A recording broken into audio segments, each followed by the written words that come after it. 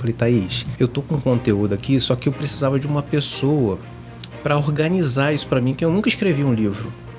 Eu precisava organizar isso, eu tô meio perdido. Aí a Thaís falou assim, olha, eu conheço uma pessoa que vai poder fazer isso para você. Tem uma pessoa que tem o perfil para te orientar. Vou ligar para ela. Sim. Vamos ver se ela compra essa empreitada. Aí a gente conversou bastante, né? E eu falei com ela, cara, ouve ele. Você vai ver que não é vazio. Nós temos muita coisa produzida sobre essa temática, mas são teorias muito soltas, dispersas, desconectadas. E o brilhantismo do seu material, da sua abordagem, é poder conectar isso de uma forma muito lógica, muito coerente, muito prática, em que basta o gestor pegar o teu livro, conversar 1 hora com você, que ele consegue transformar o espaço dele em um outro espaço muito mais seguro, resguardando a ludicidade que a escola precisa, resguardando as outras características pedagógicas que ela precisa conservar. E ele tem hoje um arcabouço de um material tão rico a oferecer para os gestores que eu fico admirada com a capacidade de sistematização dele, como transformar isso em algo muito prático e objetivo para ser colocado em funcionamento dentro da unidade escolar.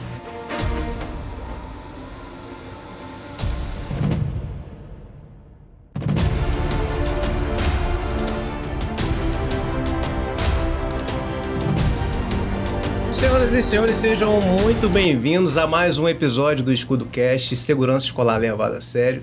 Eu sou Valci Carvalho e o episódio de hoje é especial porque as nossas convidadas de hoje, vocês não têm ideia. Já fica aí, já aproveita, já curte, compartilha, manda para todo mundo porque vocês vão gostar, porque hoje a gente vai falar dos bastidores de como tudo aconteceu, como foi a criação do livro Método Escudo 360, um guia estratégico para escolas mais seguras e todo o protocolo em si. Então você vai gostar de assistir. Eu quero apresentar a vocês as nossas convidadas. Deixa eu colocar o meu óculos aqui, senão eu não consigo enxergar. Deixa eu falar o currículo aqui da nossa primeira convidada. Ela é especialista de gestão em administração pública pela UF, qualificação em processos de aquisição e licitação pelo TSE do Rio de Janeiro, assessoria de gestão em logística da Secretaria de Saúde de Macaé, passou também por outras prefeituras, exercendo papéis importantes no município de Búzios e Macaé.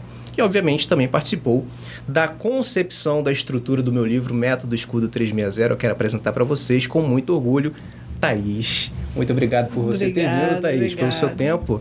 Obrigado, é um prazer estar aqui e estar podendo ter nas mãos aqui, com pessoas tão importantes aqui, o Escudo 360, que foi um sonho. Olha, um maravilhoso. Sonho que virou realidade. Bom demais. E olha, gente, agora eu quero apresentar para vocês também a nossa segunda convidada, que é uma pessoa muito especial nesse processo de construção do livro, do projeto.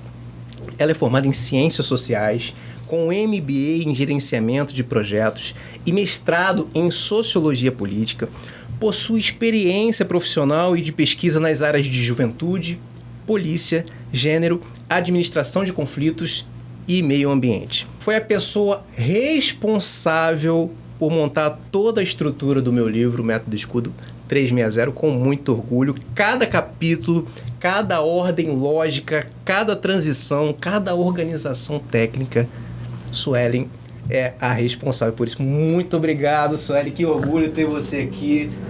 Poxa, vocês aqui, a gente vai falar Valci, dos bastidores, de tudo que aconteceu. Estou muito feliz da gente estar aqui, nós reunidas, né? Que por tantas vezes estivemos reunidos nos bastidores, sonhando. Exatamente. Esse sonho que se tornou realidade agora, né? É um prazer estar com você nesse episódio tão importante que nós sonhamos e idealizamos tanto ao longo dessa trajetória. Gente, a Suelen eu conheci através da Thaís. A Thaís, hoje, é a primeira vez que a gente se encontrou pessoalmente. Vocês acreditam nisso? É verdade. Viva o mundo digital, né? A gente já se fala há mais de 2 anos. Suelen é a segunda vez que a gente se encontra hoje. Cara, mas é uma maravilha e parece que a gente já conhece já há muitos anos, já se encontra várias vezes. Eu quero perguntar para você, Thaís. a primeira vez que eu tive contato virtual, que eu mandei esse material, que eu falei do projeto para você, o que foi que você viu, que achou tão interessante? Eu fiquei mais 2 horas nesse primeiro contato falando com a Thaís, por chamada de vídeo. E ela, com toda a paciência, me ouviu, todo o relato, o material que eu enviei para ela. O que você achou de tão importante nesse material, nesse projeto? Valci, eu sou uma pessoa que eu gosto de acreditar no melhor do ser humano.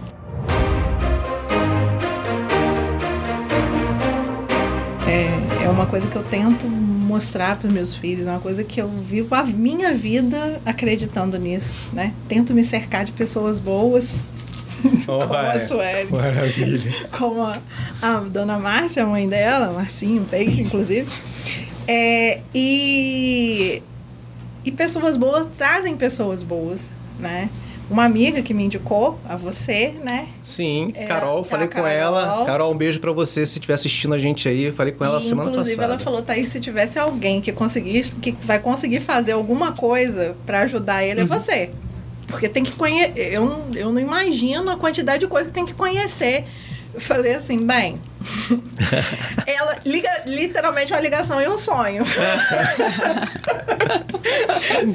se esse ditado existe, foi aí. Eu escuto, sim, né? É uma prova dele. E aí, eu ouvi o seu relato e a quantidade de informação, e não só de divagação, de informação mesmo que você tinha, né? E a empolgação também. Eu falei, bem, essa pessoa, o que ela depender de mim, ela vai ter. Que maneiro, cara. Né? O que ela depender de mim, ela vai ter. É uma ideologia que vale a pena ser levada para frente, que vale a pena a gente ver que fruto vai dar, né? E cada minuto que eu dediquei, desde a primeira vez, foi nesse intuito de trazer uma coisa de melhor pro país, pro projeto, para as crianças nas escolas, né? Para proteção na vida escolar de crianças que nem sempre têm a oportunidade de estar num lugar mais resguardado, né? Sim. E eu vi no seu conteúdo tudo isso, né? Essa vontade de eu lembro que nessa conversa, né, que eu tive com a Thaís, eu falei, Thaís, eu tô com conteúdo aqui, só que eu precisava de uma pessoa para organizar isso para mim, que eu nunca escrevi um livro. Eu precisava organizar isso, eu tô meio perdido. Aí a Thaís falou assim, olha, eu conheço uma pessoa que vai poder fazer isso para você. E me apresentou essa baixinha aqui, ó. Suelen. Suelen, quando você teve o contato, né? Primeiro contato com o material, né, do livro ali, que eu já tinha colocado no papel, o que você visualizou, o que você enxergou, qual foi sua visão disso tudo? Então, você lembra que a gente começou a nossa parceria para além do livro?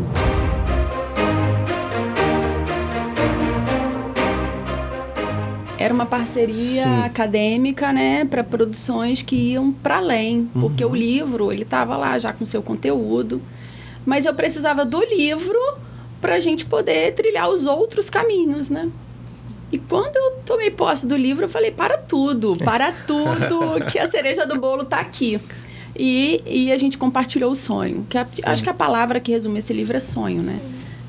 A gente compartilhou esse sonho e viveu ele junto. Então, assim, eu enxerguei um potencial enorme, a sua capacidade de sistematização, de concatenação do que já havia sido produzido sobre a temática, mas que precisava dessa coerência, que precisava dessa lógica, é fenomenal. Eu trago só questões metodológicas mesmo, de organização, mais do material pedagógico em si. Mas o conteúdo é seu, né? A ideia é sua, o brilhantismo está aí dentro dessa cabecinha, né?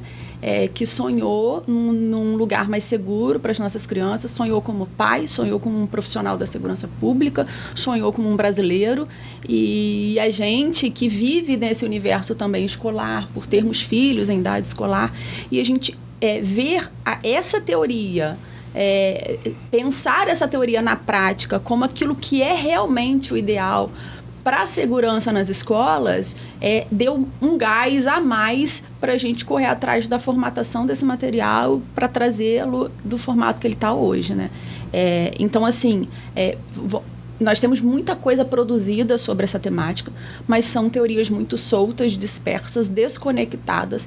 E o brilhantismo do seu material, da sua abordagem, é poder conectar isso de uma forma muito lógica, muito coerente, muito prática, em que basta o gestor pegar o teu livro, conversar 1 hora com você, que ele consegue transformar o espaço dele em um outro espaço muito mais seguro, resguardando a ludicidade que a escola precisa, resguardando as outras características pedagógicas que ela precisa conservar. E isso foi muito o nosso diálogo, né? Em que medida o método ele vai o tempo inteiro resguardar o espaço escolar como um espaço lúdico, um espaço alegre, mesmo com todas as outras medidas de segurança que trazem aquela questão mais dura, de todo um cuidado muito voltado para a segurança pública. Então, assim, o avanço que você traz num método que é pensado, né, por esses diversos olhares é inegável, e eu não tinha como não abraçar essa ideia, né? E a gente sonhou junto aí. E é muito legal, Thaís, que nessa conversa com a Suelen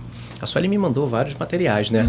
Artigos científicos, livros. Lê isso aqui. Aí eu lendo, eu falei assim, cara, a Suelen me deu esse negócio para ler, essa autora aqui tá muito voltada para questões partidárias. Eu falei, Suelen, ela é isso que eu quero de você. Ela despertando o meu senso crítico.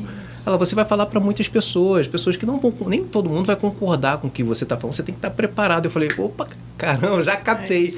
Aí eu já peguei um papelzinho, já fui lendo e fui anotando para depois a gente fazer essa diferença, mostrar, porque vocês notaram que o livro ele não tem nenhuma questão partidária de X, Y, Z, ele é totalmente escrito voltado para as evidências, em cima daquilo que está acontecendo e o que precisa realmente ser feito para melhorar o cenário da segurança escolar. Então, assim, mas muito importante esse ponto que a Suelen destacou de me alertar para eu ter esse senso crítico também e me preparar também para esse cenário. É um cenário muito importante. Ela me mandando, me bombardeando. Lê isso aqui. Foi um período muito legal que a gente conseguiu startar, inclusive até na cor da capa do livro, a gente conversou sobre isso justamente para desmistificar, separar um pouco essa questão da segurança pública para a segurança escolar. Nós estamos falando de um público seleto, um público específico, crianças, adolescentes, profissionais de educação. Então a gente queria um conteúdo, um material que ele fosse 100% recepcionado por esse público, né? As crianças são o elo mais frágil das famílias, né? E o mais protegido. Quando a mãe deixa, o pai, a família, ela deixa a criança na escola, é um lugar que a gente entende como um lugar de proteção. Você não deixa o seu filho em lugar nenhum que você não pense que ele estará resguardado. E ver a fragilidade desse lugar através de situações onde tem morte, como foram os casos nas escolas, né? Naquele jardim de infância, Sim. Né? E em outras situações, como foi agora também no IFE, né? Que são adolescentes e adultos que estudam, mas eu tenho um filho de 20 anos, né? Que eu fico pensando, ele é da UFRJ, e aí? Sim. Né? São situações que a gente vê que ensinando as crianças desde novos, desde pequenos, que em caso de situação de onde a segurança é quebrada, eles sabem como se portar, eles vão chegar lá muito mais protegidos também, né? E as escolas tendo essa noção do que fazer em caso de ter um agente, né? Ou identificar esse agente nocivo, ou como aquela criança, ou como aquele adolescente pode... Quais são os primeiros sinais que ele dá e como se portar desde ali, né?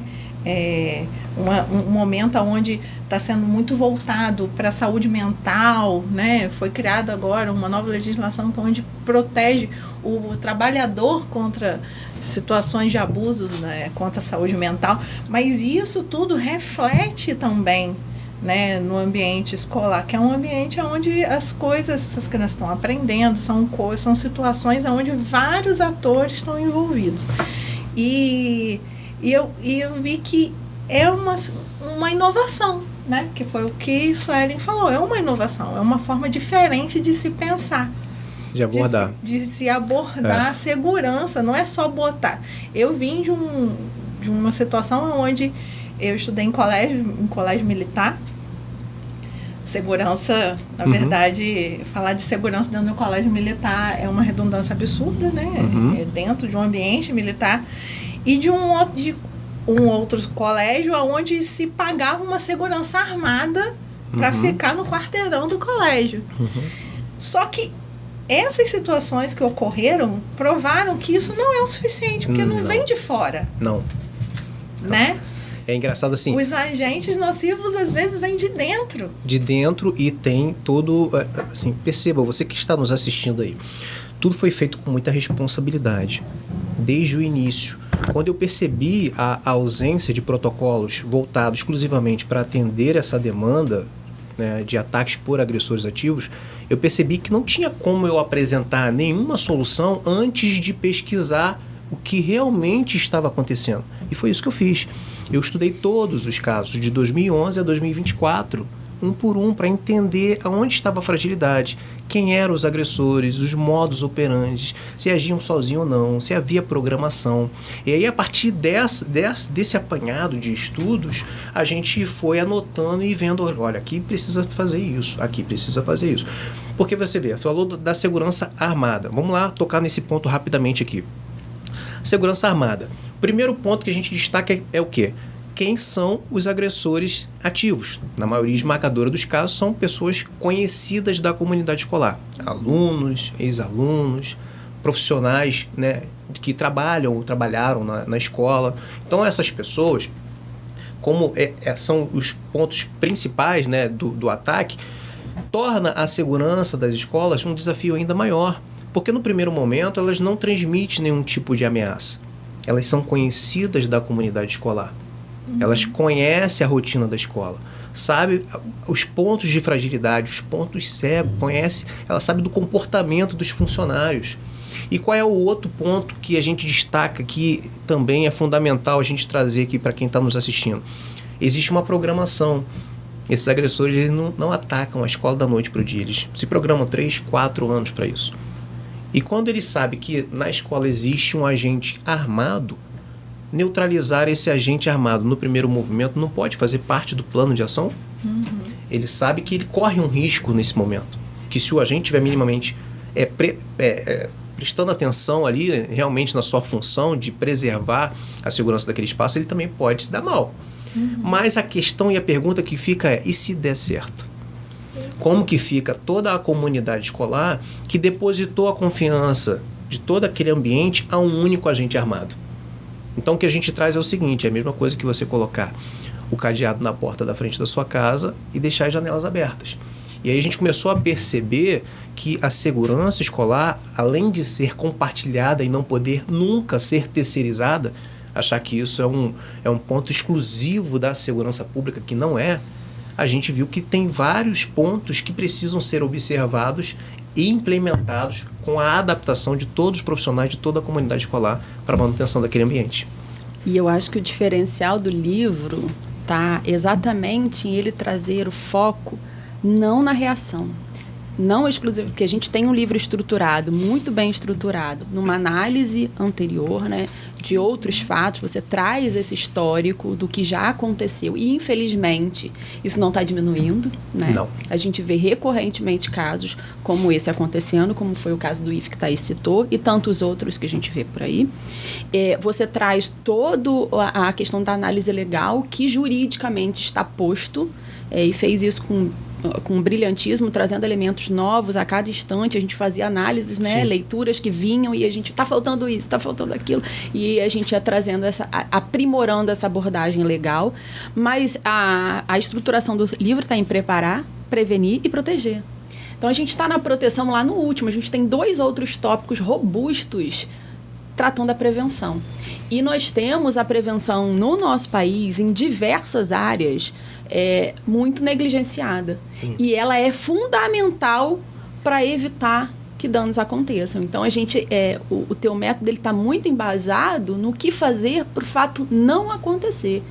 E se ele vier a acontecer, que a comunidade escolar esteja preparada para agir naquele momento. Mas o foco, a base, o grosso do livro, ele está na prevenção. E isso é muito importante. Se nós dessemos mais atenção às atividades preventivas em todas as áreas, nós evitaríamos muitos problemas. E aí você traz de uma forma muito pedagógica, objetiva e clara, como eu destaquei, como isso pode ser feito, como isso pode ser executado na ponta pelas diferentes pessoas que fazem parte da comunidade, desde os pais até os diretores da escola, né? Exatamente. E você vê que os casos se repetem praticamente com os mesmos modus operandi. Esse caso que aconteceu por último agora, bem fresquinho para você que está nos assistindo a entender, na Cefet, no Rio de Janeiro, os sinais estavam lá, dentro da escola, de novo. De novo, teve o problema com um profissional, ou seja, alguém da própria comunidade, o problema não veio de fora, o perfil dos agressores ativos não é o ladrão de celular, não é o vendedor de drogas da comunidade, não é esse perfil. O problema, na maioria esmagadora dos casos, está dentro da escola. Os sinais estavam lá, como esse caso da Cefet específico que nós vamos trabalhar, porque está muito recente, não fica fácil de você entender, né, do que a gente está falando. Então, o problema existia. A diretora, que infelizmente morreu, ela ficou um tempo trabalhando de home office. Ela não fez isso porque foi uma simples discussão com o profissional lá, que infelizmente tirou a vida dessa profissional. Né? Então, ele era um pedagogo, também professor, estava afastado por problemas psiquiátricos. Agora, o que chama a atenção, que aquele estabelecimento de ensino tinha as medidas estruturais de segurança, como câmeras de segurança, a parte de tecnologia estava lá, a entrada era por biometria, tinha segurança armada lá, e ainda assim aconteceu o problema. Então, a gente percebe que, além dos sinais que precisamos dar mais atenção e acreditar mais né, nas possibilidades que podem acontecer diante disso, a gente precisa criar meios para prevenir esses atos de violência. Né? Por exemplo, a biometria desse profissional, ela não foi suspensa durante esse período que ele estava afastado. Então, ele tinha liberdade de ação para continuar entrando, mesmo com todo esse agravo. Então, assim, são detalhes que podem evitar. E todos os casos que a gente estudou, a gente percebeu que poderiam ter sido evitados.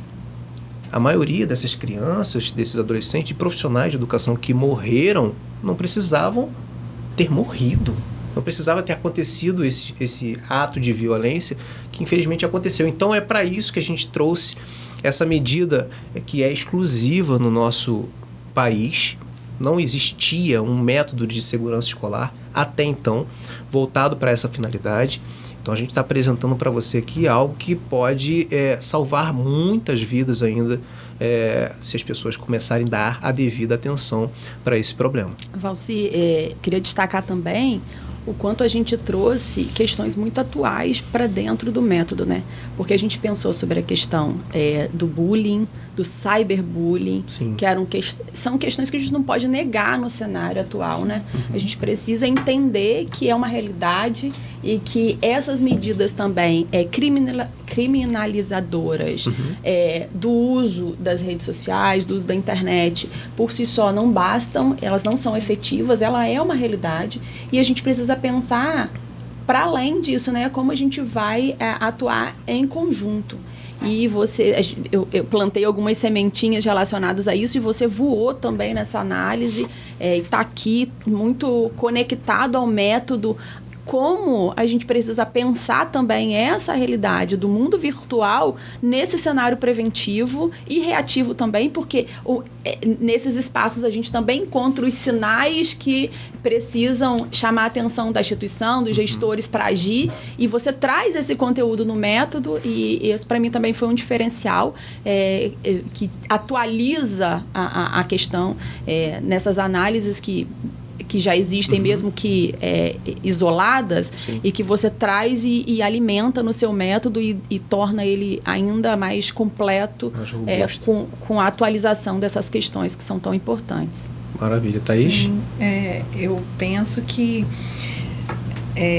o que vocês fizeram, o trabalho que foi desenvolvido dentro do conteúdo que você tinha e dos acréscimos que Suelen foi brilhantemente total, nossa, jogando e organizando na cabeça né? Quando eu falar com a sua fala mente brilhante, já falar né? Que a gente às vezes vê que no ambiente escolar hoje a família tenta terceirizar para a escola a educação dos filhos, né? E também às vezes a escola tenta não passar para a família coisas que ocorrem no ambiente escolar com receio da reação da família. E a criança entende isso, né? A criança, ela consegue enxergar que ela está ali num ambiente onde ela manda, porque ela vê essa fragilidade. Como ela lê no ambiente, quando ela lê isso no ambiente familiar, ela lê essa dicotomia, né? E aí existem professores se tornando reféns de crianças, sim, né? Existem famílias achando que a escola tem que educar a criança. A criança, ela cresce com uma dificuldade muito grande de entender o lugar dela nesse mundo, e aí o egocentrismo existe, ele é uma estrutura da evolução do psique da criança. Então, ela se sente dona da situação e, às vezes, existem problemas realmente psiquiátricos que ninguém dá luz, né? E a gente vê situações, né, no ambiente escolar que vocês tratam aqui. Olha isso, presta atenção nisso.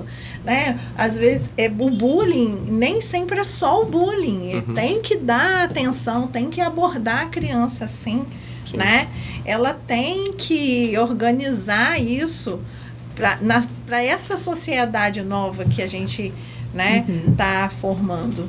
Né? Então, observar e conseguir mitigar o problema antes de que ele cresça é muito importante. E eu vi que vocês, que no seu método, você tentava a todo momento trazer isso, né? Conhecer o aluno, entender a interação entre eles, trazer a família para organizar isso também. E é muito importante vocês tocarem nesse ponto do bullying e o cyberbullying, que quase 70% dos casos de ataques nas escolas, a origem foi o bullying. Então a gente entende que em determinado momento, esse aluno que era o então vitimado, ele não transmitia ameaça pelo seu comportamento, ele sofria o bullying, ele era o que sofria o problema. Né? No bullying nós temos lá 3 atores, o que sofre, o que pratica e o que aplaude. Não é, Suelen? Isso eu aprendi com a Suelen. E aí, a gente percebe que, na maioria das vezes, não foi dada a devida atenção para aquele comportamento. Às vezes a criança tem aquele comportamento quietinho, fica no canto ali, fala pouco, não interage não gosta muito de interagir com um grupo, não é porque ela quer, ela tem algum problema e às vezes esse problema ele veio de fora dos muros escolares e não foi analisado para entender o motivo daquele comportamento e por conta daquele comportamento aquela criança começa a sofrer o que a gente conhece como bullying. E ela não consegue se defender, não tem ferramentas de defesa, mas ela vai acumulando mágoa, rancor e em determinado momento algumas dessas crianças têm aquela sensação de vingança. Ela quer se vingar do que aconteceu lá atrás. Por isso existe essa programação de 3, 4 anos, mas ela não vai se vingar de quem cometeu o ato do bullying naquela época, mas do ambiente de onde ela sofreu todo aquele problema. É por isso que qual é a finalidade do agressor ativo? É fazer o maior número de vítimas no menor espaço de tempo. Ele não está nem aí se é mulher, se é idoso, se é grávida, se é criança. Ele não quer saber, ele quer matar. Então, a gente analisando todo esse cenário, a gente viu que existe um caminho, sim, para evitar que isso aconteça. Existe um caminho, só que as pessoas precisam entender e acreditar na possibilidade que aquilo ali pode acontecer e evitar lá na raiz. A gente fala assim, teve um caso que aconteceu em São Paulo, por exemplo, daquele aluno de 13 anos que matou a professora com uma facada nas costas. E aí, como que a gente vai classificar o nível daquela ameaça, daquele problema? A avaliação do histórico daquele aluno. Tem histórico de agressividade? Qual é o porte físico desse aluno? Ele tem realmente condições de cometer esse ato de violência? Como que é a estrutura familiar? O que ele pesquisa na internet? Tudo isso é uma série de coisas que precisa ser avaliado para entender até onde vai aquela ameaça. Foi só na hora de raiva? Logo depois se arrependeu? Ele não tem histórico nenhum de agressividade, ele falou ali porque aí depois pediu desculpas. Não. Então vamos entender, esse aluno de 13 anos, ele já tinha um problema de comportamental de uma outra escola, foi transferido para essa escola onde aconteceu o problema, se envolveu numa briga, essa professora foi lá e separou a briga e ele ameaçou a professora, eu vou te matar. Só que aí um aluno de 13 anos falando que vai matar, não vai matar nada.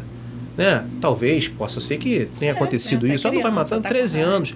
E ele volta no dia seguinte com uma faca, dá uma facada nas costas dessa professora e fere outras 5 pessoas. Então, a gente precisa trazer à luz desses fatos que ocorreram no nosso país para que as pessoas fiquem mais atentas a tudo isso e entenda que não espere acontecer para tomar nenhuma providência. Acredite nas possibilidades e tente de todas as formas, de todas as maneiras, selar isso lá na raiz e prevenir que esses episódios voltem a acontecer. E eu acho que o importante, Valci, é a corresponsabilização que você traz no conteúdo do livro. Não adianta a gente falar, não adianta pegar o livro e achar que é um método muito importante, muito lógico, né? Mas é um método que envolve uma comunidade escolar. Não é o diretor que vai agir, não é o pai que vai agir, é toda aquela comunidade precisa de um envolvimento, de um comprometimento. E assim, por medidas isoladas, nós já temos várias que têm se mostrado ineficazes, principalmente as que estão voltadas diretamente só para a segurança. Câmeras de monitoramento, segurança armada, enfim. Essas medidas já se mostraram ineficazes, mas o método Escudo 360 também não será efetivo se não houver o envolvimento da comunidade, se houver a terceirização da solução desse problema para um único grupo nessa comunidade. Então, precisa de um envolvimento. Então, é uma leitura que exige também esse comprometimento de uma série de atores que estão presentes naquele cenário. A gente traz o seguinte, a câmera de segurança é importante? Mas não é suficiente. O segurança armado é importante? Mas não é suficiente. Então, são várias medidas. A parte estrutural, ter um muro alto, ter lá, de repente, uma porta com detector de metal, que não seja essa giratória, mas existem outras portas com detectores que pode estar ali. É importante? Mas também não é suficiente justamente por conta desse cenário que eu trouxe anteriormente. Não, e você justifica isso no livro. Tudo. Tá lá provando, através das suas análises, que isso não é efetivo. E que, às vezes, outras ações, como foi o caso daquela merendeira, foi a merendeira que evitou, salvou uma Suzano. Suzano, por uma ação, assim, rápida, Instintiva, né? instintiva, mas que não deveria ser instintiva, porque a gente não pode esperar pelo instinto. O método está aqui para isso, mas a sua análise mostra exatamente a importância a qualidade do trabalho está nisso, exatamente por provar por que esse caminho não é efetivo ou que só esse caminho não é efetivo. E você traz aqui, às vezes, como medidas instintivas, como foi esse caso de Suzano, permitiram que uma tragédia muito maior acontecesse, né?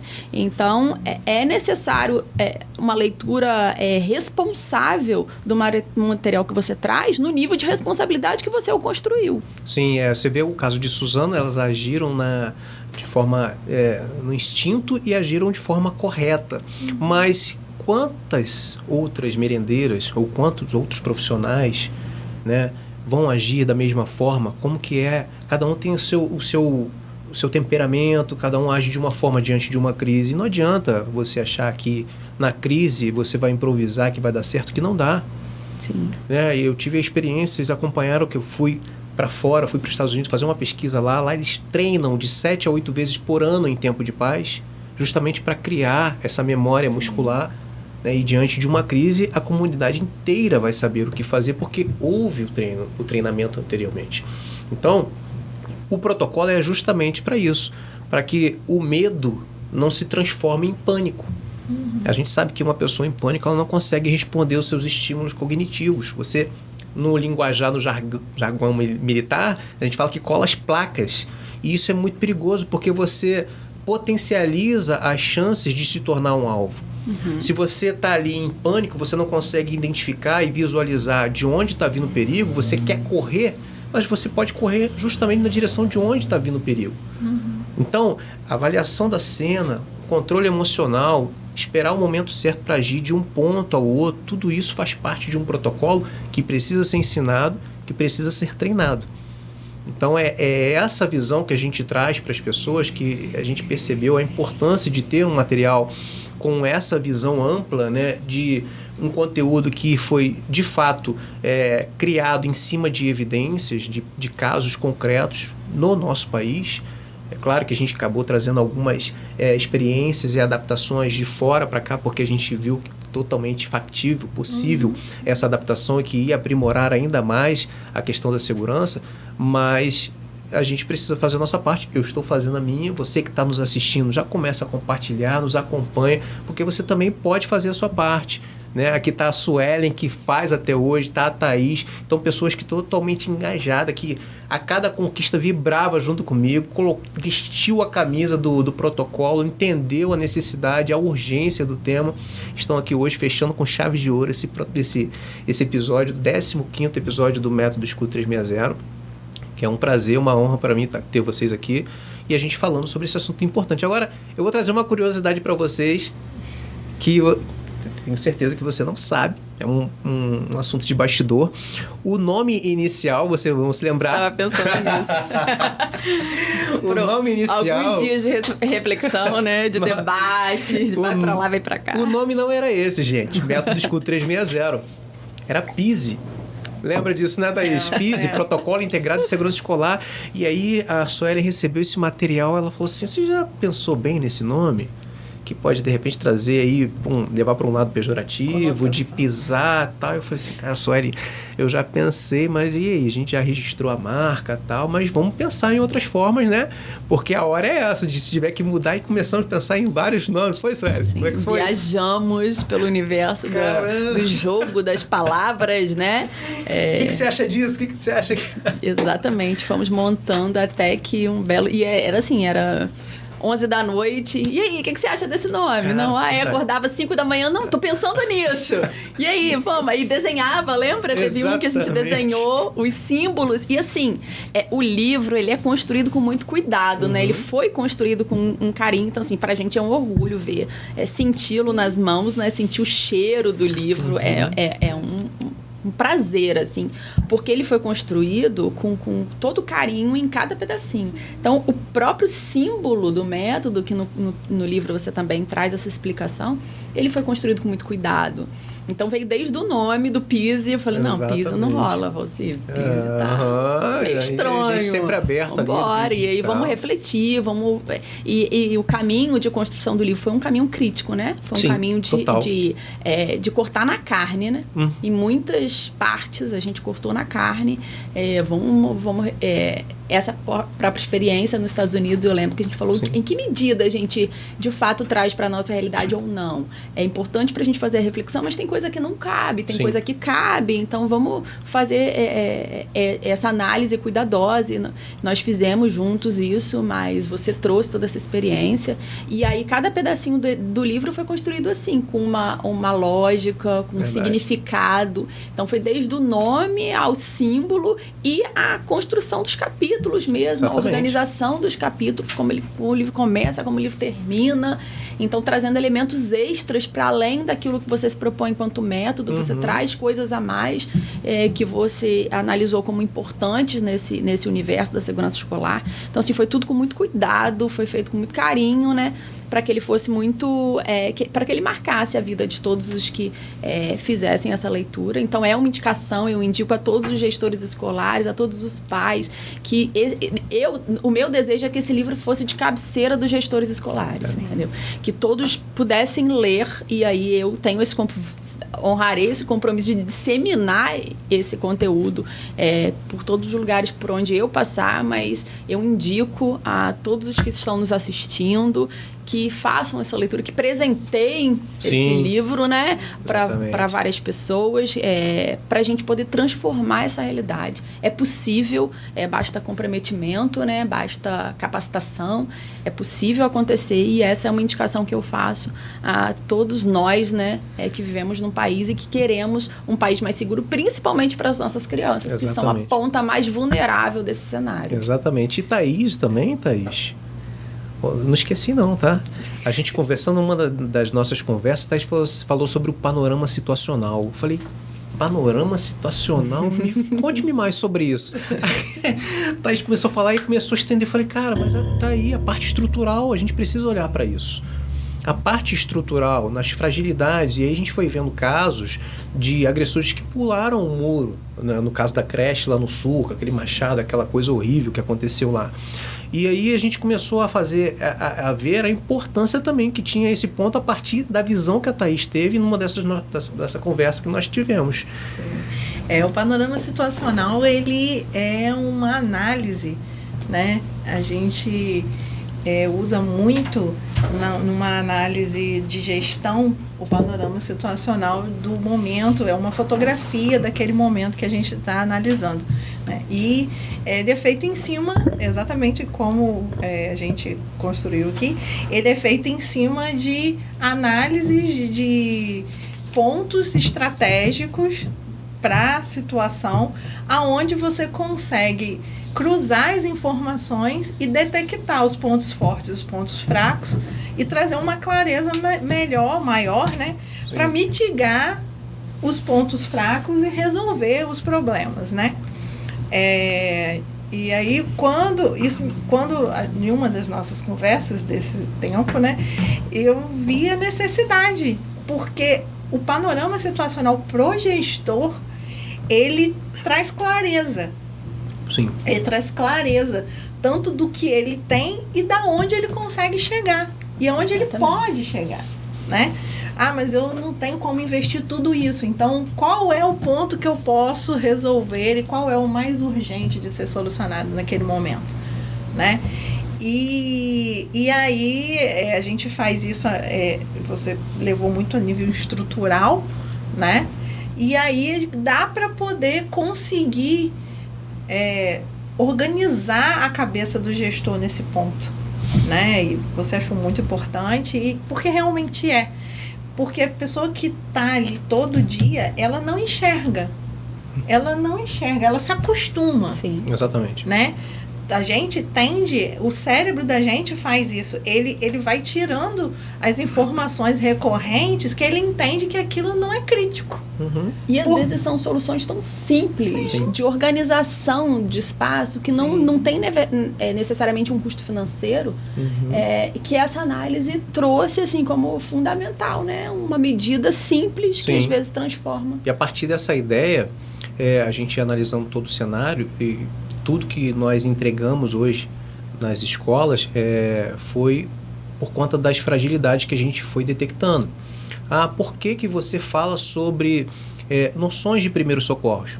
Por conta da professora que morreu no hospital, no caso de Aracruz, em Espírito Santo. Sim. E aí a gente ficou pensando por que ela morreu no hospital. Essa professora provavelmente estava com uma hemorragia intensa.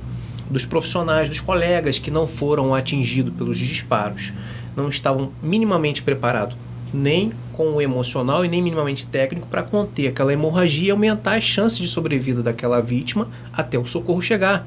E aí, quando uma pessoa está com uma hemorragia intensa, o que acontece? Choque hipovolêmico, parada cardíaca, óbito.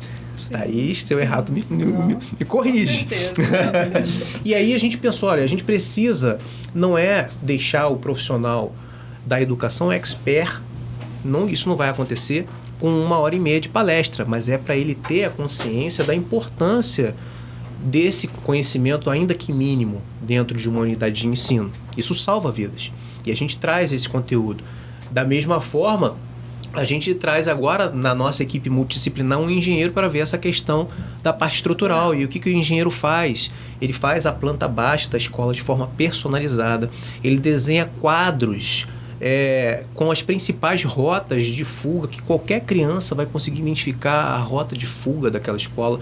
Isso facilita no próximo passo, que é o treinamento imersivo, para fazer a evacuação daquele ambiente. Então, e ele é tão espetacular que ele vai para além do livro. Ele estrutura uma série de metodologias de cursos que vão do mais simples ao mais elaborado, que vão da imersão a uma palestra, tornando prático, para além da leitura, o método. E eu achei isso espetacular, porque cada semana, depois que a gente fechou o livro, que ele seguiu para a editora, cada semana ele trazia uma ideia nova. Eu falei, você não tem limite, Valci? Meu Deus do céu, como? Eu não consigo alcançar. Não, cadê o 2? E eu não consigo alcançar o ritmo da mente desse cara. Sim. E ele foi estruturando, e ele tem hoje um arcabouço de um material tão rico a oferecer para os gestores, que eu fico admirada com a capacidade de sistematização dele, e não só de sistematização, como transformar isso em algo muito prático e objetivo para ser colocado em funcionamento dentro da unidade escolar.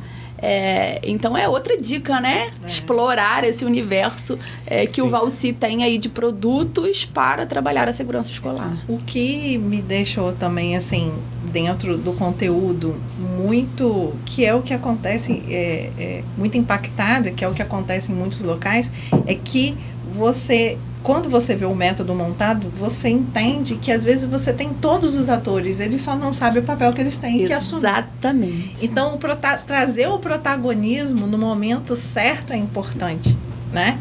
Existem escolas que têm recurso, às vezes todos os recursos humanos, mas eles não estão alinhados e eles não seguem uma linha lógica com essa conotação, com esse objetivo. Sim. Então, o método ele serve muito para isso, também para mostrar, né? Essa, talvez uma assessoria inicial, para poder entender e trazer os atores ao protagonismo. Eles estão ali, mas eles têm um papel que eles têm que saber, que eles têm que assumir naquele determinado momento. Daí, ter o método, né? Ler e entender e fazer com que os atores assumam aquele papel naquele momento. Organizar o espaço. Exatamente. E assim, cada uma das a gente olhando, né, para esse cenário, eu ficava vendo os pontos que a gente poderia estar abordando que realmente fosse fazer sentido.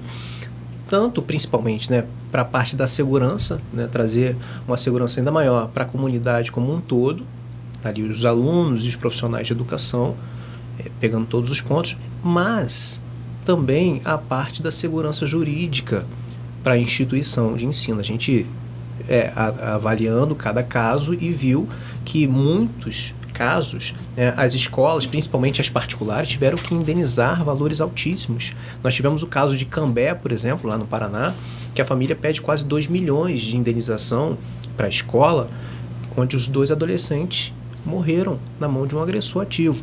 Isso quebra uma instituição de ensino, quebra. Sim. Além disso, o rótulo negativo que essa instituição passa a carregar, né? Aquela instituição onde as crianças morreram ou tiveram algum problema, quem matricularia o filho numa escola que teve esse tipo de problema?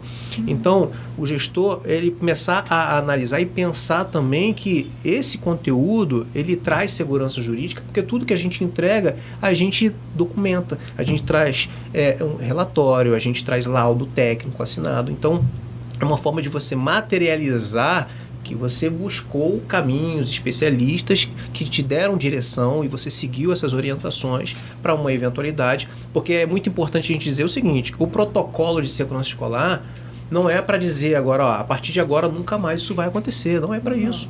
O protocolo é para justamente evitar que novos casos ocorram, mas ainda assim, se acontecer, toda a comunidade saiba o que fazer diante desse cenário para mitigar os danos. Os danos podem ser mitigados. Eu trouxe num desses episódios nossos o primeiro policial que chegou no caso de Realengo em 2011. Né? E ele, narrando rapidamente aqui, quando ele vai para o segundo andar, que eram 3 salas de cada lado, o agressor foi para a última sala do lado esquerdo, né? Chegou dizendo que ia fazer uma palestra, ele tira as armas e começa a atirar nas crianças. O que aconteceu com a sala de aula de frente? Com a sala de aula de frente para essa, a última também do lado direito. O professor correu, fugiu e deixou as crianças lá. As outras 4 salas, os professores e os alunos que estavam ali fizeram barricada na porta, agiram corretamente. Quando esse agressor sai dessa sala e dá de frente com a sala da frente aberta com crianças lá, ele vai até essa sala e também pratica o ato de violência lá, matando outras crianças. O que a gente traz de visão para esse cenário? A falta de protocolo já começa no controle de acesso. Como que aquele agressor entrou, se ele não era mais aluno, se ele não era funcionário. Então esse é o primeiro ponto. Como esse caso de Realengo específico ainda era um caso considerado atípico, né? Quando a gente sabe que o primeiro caso foi em 2002 na Bahia, e aí a gente começa a ver, é um caso novo. Então, não tinha tanta preocupação para isso, porque via acontecendo esse cenário muito fora do país, não no nosso país. Quando o professor foge dali por conta do desespero, é porque não existia um protocolo, um treinamento. Ali, quando ele resolve sair, fugir, ele se coloca numa situação ainda de vulnerabilidade muito maior, porque ele não sabia o que estava acontecendo, quantos agressores eram. Ele poderia dar de frente com o agressor e também ser morto naquele ambiente. Os professores que barricaram a porta, ninguém sofreu nenhum tipo de dano. Então a gente percebe que a gente precisa estar ensinando e orientando as pessoas como agir de forma correta. Eu conversando também com um diretor de uma escola há um tempo atrás, ele falou assim, olha, estava conversando pelo WhatsApp, ele falou assim, seu projeto é muito bom, mas como é um assunto mais voltado para a segurança pública, nós temos alguns profissionais que são policiais militares, policiais civis, e quando tem algum problema a gente já recorre a eles, então a gente já resolve por aqui mesmo. Ou seja, você vê como que as pessoas estão perdidas, que não entendeu o tamanho da responsabilidade e o que realmente está acontecendo. Primeiro ponto ali, o que aconteceu nessa conversa? Ele terceiriza a segurança da escola para a segurança pública. Uma escola particular. E você sabe, né? A escola particular, existe ali uma relação de consumo. Né? Quando alguém te acusa de alguma coisa, né? A lei diz lá, não, você está me acusando, então o ônus da prova cabe a quem acusa. Mas quando existe essa relação de consumo, existe também na lei a inversão do ônus da prova. Então não é a família que tem que provar que a escola não fez nada. A escola que tem que provar que fez tudo o que precisava fazer para evitar que esse tipo de evento acontecesse. Então, o que a gente entrega é a segurança jurídica para os estabelecimentos de ensino. Isso fortalece ainda mais contato com as famílias começam a entender que a escola realmente se preocupa com esse ponto, né? E eu vejo que hoje as famílias estão muito mais preocupadas com a questão da segurança, até mesmo do que o conteúdo pedagógico que está sendo aplicado nas escolas, né? E aí a escola se coloca numa condição ali de diferencial competitivo muito grande em relação às demais, onde ainda não estão preparadas para esse tipo de evento. Exatamente. Eu lembro que quando eu procurei escola para o meu mais velho, a segurança era o principal fator. Eu queria uma escola que me transmitisse segurança, por ele estar num ambiente monitorado, e aí com essa limitação, né, que hoje, após o método, isso se amplia imensamente, mas o principal era uma criança muito pequenininho, né? Então ele não ia reagir, ele não sabia, nem falava ainda. Então, isso era um critério. Então, assim, o quanto agrega valor à instituição, como você falou, né? Para além de todo o conteúdo que vem junto disso, né? A gente está falando agregar valor só no sentido material, né? Mas é para muito além disso, né? Sim, uma riqueza de detalhes, modéstia à parte. A gente pensou, eu não sei se em tudo, mas eu acho que a gente pensou em muita coisa que vai funcionar. Até a forma de enviar mensagem na hora da crise, a gente tem aí falando para quem você vai enviar a mensagem, como você vai enviar a mensagem, porque a gente viu casos que... Teve um caso que aconteceu em São Paulo que a profissional lá, a funcionária, pegou no grupo de WhatsApp dos pais e mandou um áudio desesperado. Agora você imagina o pai que recebe um áudio desse, sabendo que o filho dele está na escola, ele não sabe se está morto, se está ferido, precisando de ajuda. Como vai ser o deslocamento desse pai, de onde ele está até a escola? Então, pensando nisso, a gente orienta também para que você não deve mandar mensagem no momento de crise, em hipótese alguma. Tudo isso a gente orienta nas palestras, a gente traz essa visão ampla, porque a gente sabe que o profissional de educação já tem uma carga de responsabilidade muito grande. A gente percebeu isso, que até a questão da avaliação do ambiente de onde ele trabalha, ele não tem o hábito, por exemplo, de andar toda a escola e aqui atrás tem um portão que dá na rua dos fundos, tem um muro que é transponível, eu consigo pular esse muro, se acontecer alguma coisa eu posso correr para cá e fugir. Então a gente traz todo esse olhar, porque a rotina do profissional de educação, na maioria das vezes, ele chega na escola, vai na secretaria, sala de professores, sala de aula, dá a sua aula, depois ele faz o mesmo caminho voltando e vai para casa. Já é muita coisa que tem de responsabilidade para o profissional de educação. Só que, nesse caso, nós estamos falando de vidas. E não é só as vidas das crianças, dos adolescentes que estão morrendo na mão desses agressores. Infelizmente, os profissionais de educação também estão sendo vitimados. E é essa reflexão ampla que a gente traz para quem está nos assistindo entender, de fato, com profundidade. Foi isso que a gente fez. A gente estudou com profundidade cada episódio, cada caso, para entender de fato o que estava acontecendo, para te entregar um conteúdo fácil de ser compreendido. Eu acho que ir para além mesmo da questão do ataque por agressores ativos é pensar uma escola num ambiente mais harmonioso, quando você consegue detectar essas questões conflituosas com antecedência, agir da forma correta, com um aporte psicológico importante que você traz aqui no texto. Você torna um ambiente escolar mais seguro, você tem profissionais trabalhando com uma outra motivação, né? Retomando lá aquilo que era antes, não mais esse medo que ronda o espaço escolar, dessa agressão iminente, contínua, né?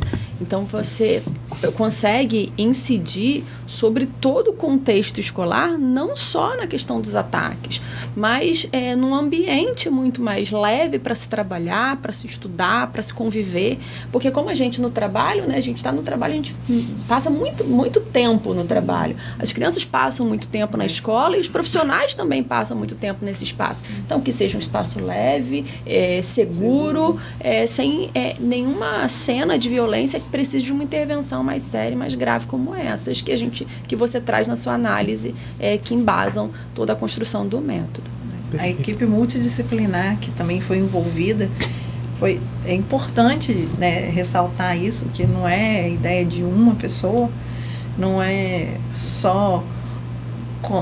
não só contaram-se casos aqui foi, na verdade, foi realmente o que o Valci disse, né, o que a Suelen ressaltou muitas vezes, é que aqui se destrincha realmente de situações reais um método para que se torne um ambiente melhor, com visão multidisciplinar, de atores multidisciplinares, né? E isso traz muita segurança de que tem resultado, tem como ter um resultado de uma situação que não está sendo, às vezes, olhada e está sendo terceirizada de forma que não é efetiva, né? Trazendo efetividade, né, para a situação. A gente estava conversando aqui, antes de você chegar, Sueli, estava conversando com a Thaís, por exemplo, a gente percebe também que o poder político anda meio perdido nesse cenário.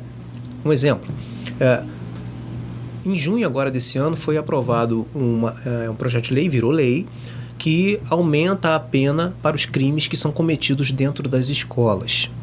Então muda a lei de crimes hediondos e muda também o Código Penal por conta dessa nova lei.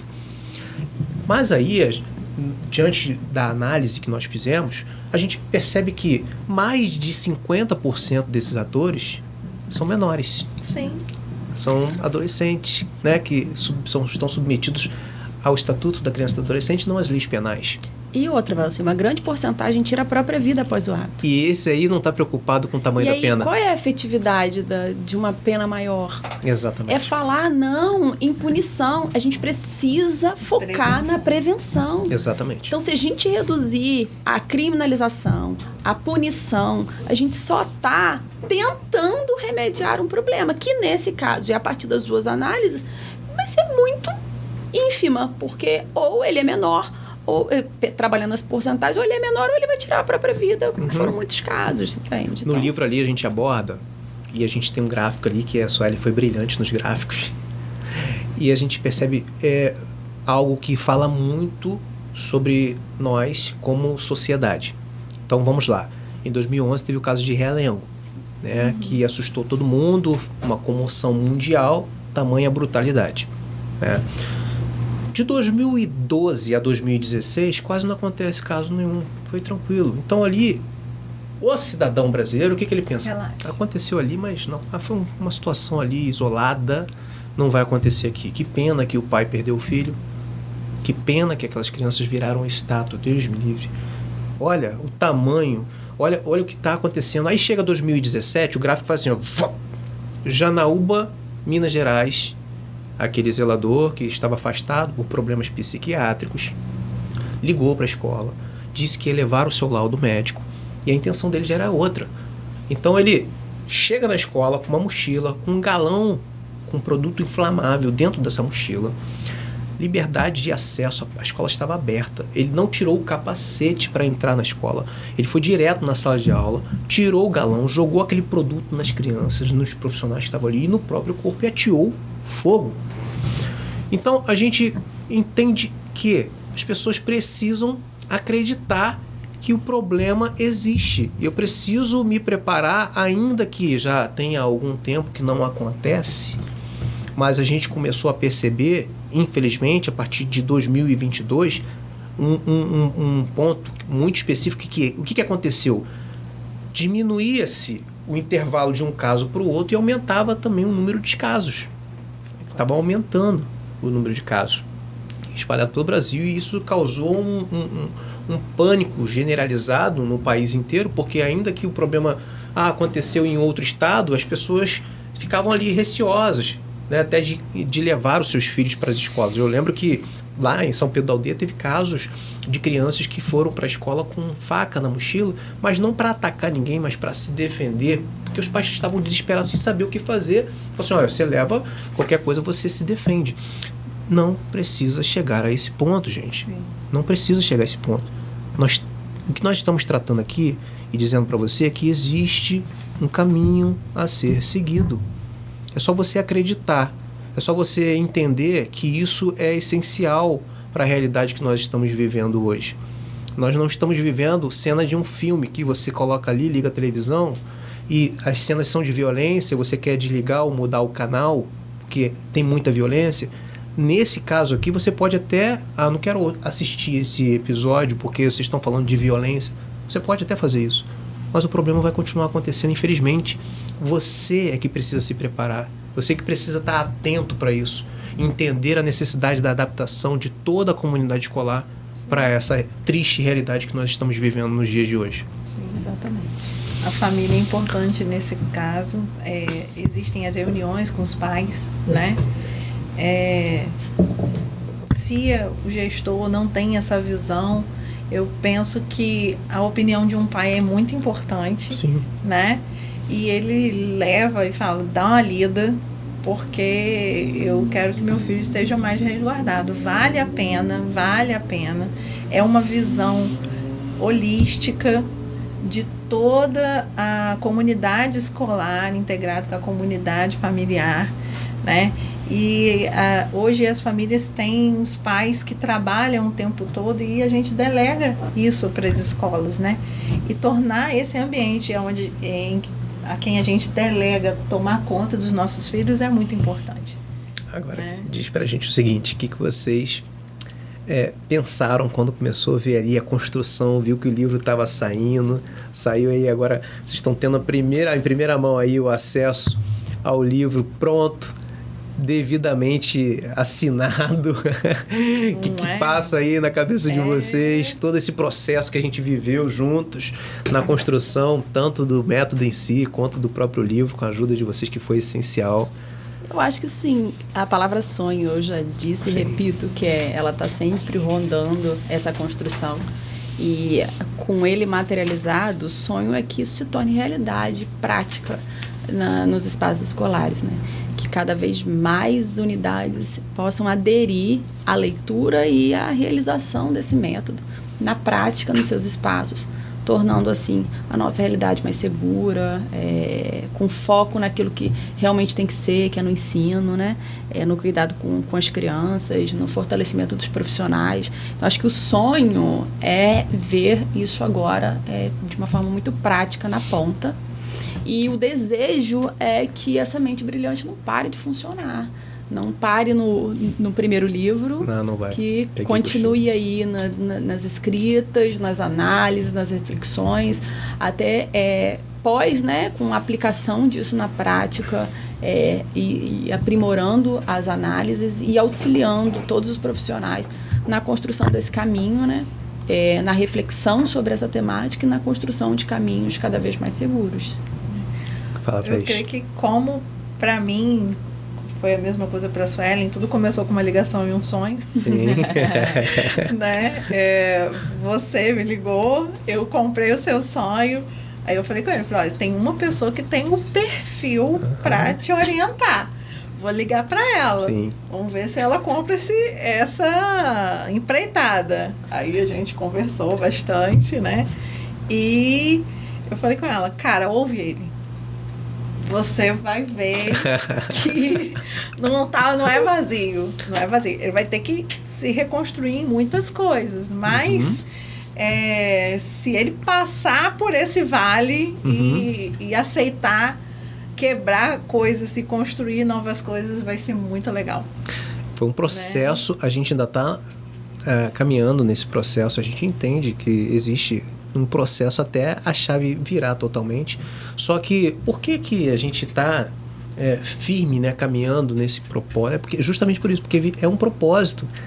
É muito mais do que uma ideia, né? Quando a gente começou a pesquisar os casos, e aí a gente via as famílias chorando porque perderam seus entes queridos, né? Ali tinha toda uma expectativa de futuro. Você coloca o seu filho numa escola, você está pensando lá na frente. Né? Você não quer, de forma nenhuma, receber uma ligação, uma mensagem de que algo terrível aconteceu. Ninguém quer isso.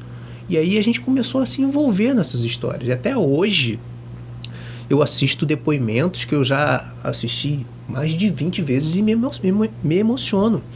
Porque a gente acaba envolvendo aquilo ali. Eu falei, cara, que situação é essa? Eu acompanho nas redes sociais alguns pais que perderam seus filhos nessas tragédias. E aí eu fico vendo a rotina e falo assim, cara, como seria se a filha estivesse ali, se o filho estivesse ali caminhando e não tá por conta de uma tragédia que aconteceu, que poderia ter sido evitada. Então, o propósito é muito maior do que se possa imaginar. A gente, antes de qualquer coisa, a gente quer e deseja e temos essa missão de mostrar esse caminho, de expandir, de disseminar esse conteúdo, essa informação, essa visão nos 4 cantos do nosso país, para que as pessoas realmente possam, de fato, entender, abraçar essa ideia e que a gente possa aí extinguir esse tipo de violência dentro dos ambientes escolares. Esse é um desejo comum, né? A gente sonha e deseja isso junto com você. Foi nesse sonho que a gente embarcou. Olha, na delegação. Gente, o episódio de hoje foi sensacional. A gente está, infelizmente, chegando ao final. E como de praxe, a gente pede sempre para os nossos convidados deixar uma mensagem aqui para... E aí vocês escolhem se vai deixar para os profissionais de educação ou para as famílias. Deixar uma mensagem aqui nessa câmera aqui. Quem quer começar primeiro? Thaís? É alfabética.